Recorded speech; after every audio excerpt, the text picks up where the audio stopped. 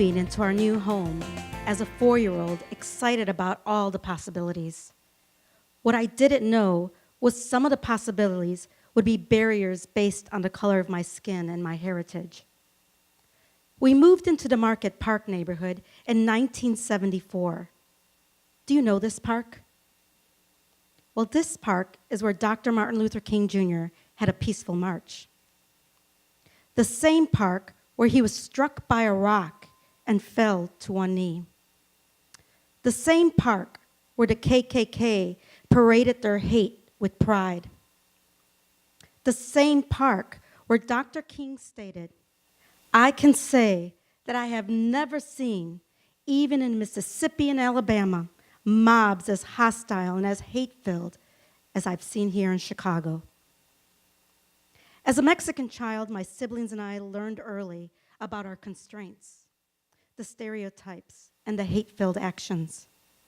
We experienced them daily, and we avoided this park.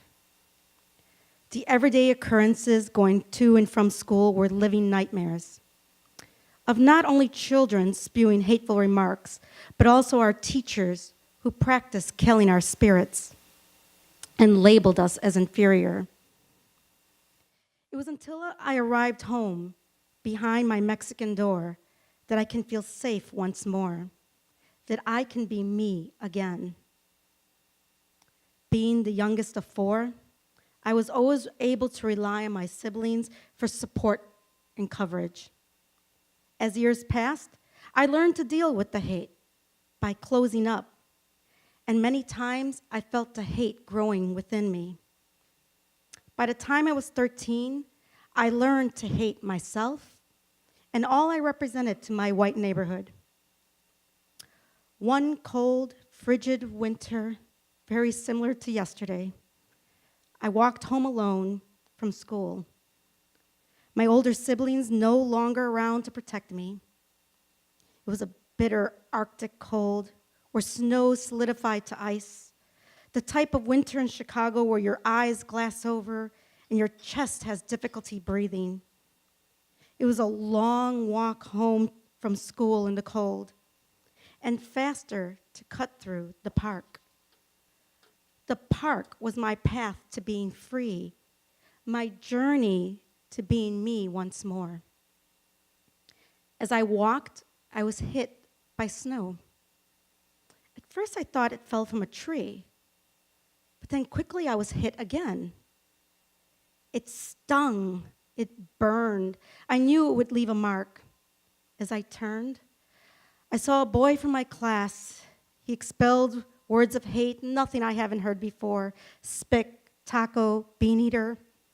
With every word, he threw an ice-filled ball to my face.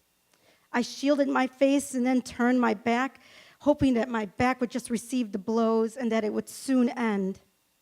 Yet it continued.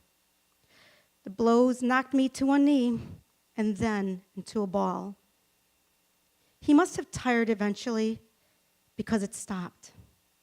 I stayed in the ball for a while and thought of my remaining walk home that seemed so far.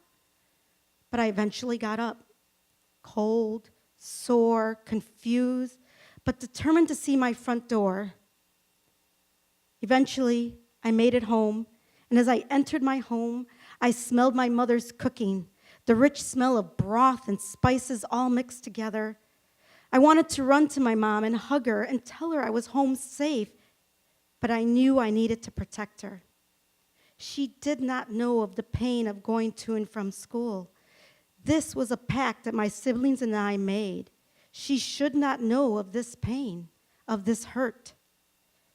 Instead of going to her and kissing her, I jumped in the shower. I wanted to wash away the burns. I wanted to wash away the pain. I wanted to wash away the hurt. I wanted to wash away my existence. I cried in the shower as I heard my mother yelling to me from the kitchen to properly say hello, that I was a disrespectful daughter. As I cried, I knew she could not see me.